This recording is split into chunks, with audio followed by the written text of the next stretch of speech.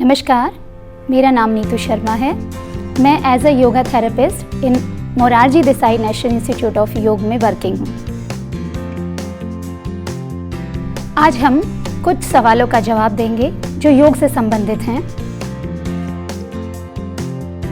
Ideal time योग करने के लिए मॉर्निंग का कहा जाता है, पर जिस किसी के पास अगर व्यवस्था की वजह से समय नहीं है तो वह इन अभ्यासों को शाम के समय भी कर सकते हैं। सुबह के समय योग करने से मन शांत और शरीर स्वस्थ बनता है, बट अगर आप चाहें तो इसी अभ्यासों को शाम के समय भी कर सकते हैं। योगा ट्रेनर हमारे लिए कहाँ मिल सकता है? इंडिया के अंदर बहुत सारे ऐसे लीडिंग इंस्टीट्यूट हैं जहाँ से हम एक बेस्ट योगा ट्रेनर पा सकते हैं। उसी के अलावा मिनिस्ट्री ऑफ आयुष के द्वारा जारी एक ऐप नमस्ते योगा ऐप, जहां से हम एक बेस्ट ट्रेनर को पा सकते हैं। हमें डॉक्टर को कंसल्ट करने की ज़रूरत है या नहीं बिफोर योगा प्रैक्टिसेस? ज़रूर, ये बहुत इम्पॉर्टेंट है। चाहे हम किसी बीमारी में हों या नहीं, चाहे कोई स्वस्थ व्यक्ति कर रहा है या कोई बीमार व्यक्ति कर रहा है, उसके लिए बहुत ज़रूरी है या तो वो डॉक्टर से सलाह ले या योग एक्सपर्ट से जाने कि उसके शरीर के लिए क्या अनुचित है और क्या उचित है। अपनी शरीर की टेंडेंसी के अनुसार ही योग अभ्यास करना चाहिए। हमें योग को खाली पेट करना चाहिए या नहीं? तो अगर हम बात करें तो इट इज़ एडवाइजेबल कि हम योगा अभ्यास खाली पेट ही करें।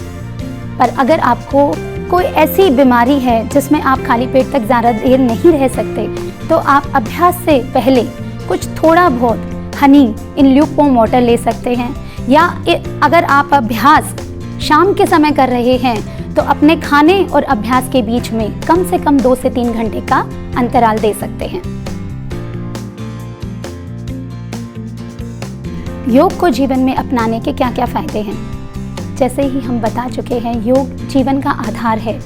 योग न केवल हमारे शारीरिक, मानसिक तो हमारे सामाजिक और इमोशनल लाइफ के साथ भी जुड़ा हुआ है। तो योग को अपनाने से हम अपने शरीर और मन दोनों पे ही बैलेंस बनाते हैं।